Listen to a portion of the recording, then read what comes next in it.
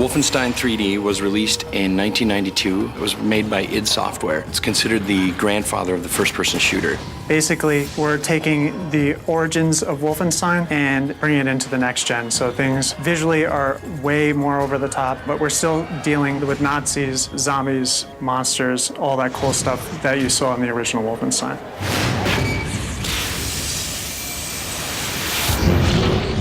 We've added something called the Veil, a bridge between the supernatural and the occult directly to our character. It's filled with all sorts of creatures that are floating around, and everything is all dark and wispy. You can only be there for a little while, but when you're there, you're very powerful. You move a little faster, your enemies are highlighted, you can walk through walls. You can slow down time and basically use that to get around some of the enemies. In the end, it still is about using your guns, big combat, big explosions, but we thought that this was a perfect way to really enhance the combat of the game.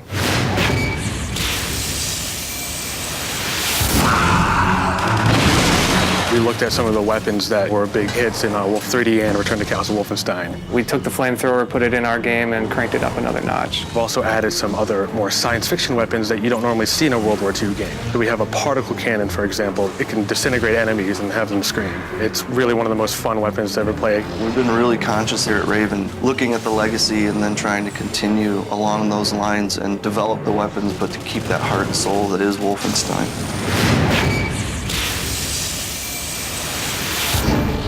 As the games have evolved, we've seen the character grow of BJ Blazkowicz. He's turned from this sort of faceless, nameless person into a soldier, and then in the latest game, he's become more of a soldier spy. He's still that all-American, every-man type character. He's exciting, he's heroic, he gets his fist dirty, and he kicks ass.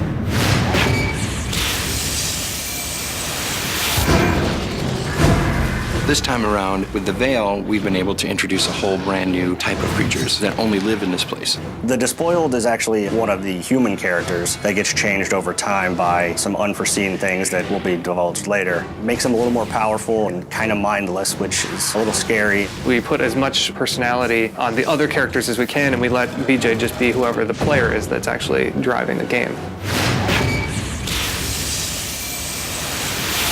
The franchise, I think, has a special place in a lot of people's hearts. And over the years, that has consistently evolved. If you're an older fan coming in with memories of the previous games, you're going to really like the nostalgia, the feelings, the remembrance of characters, and that sort of thing.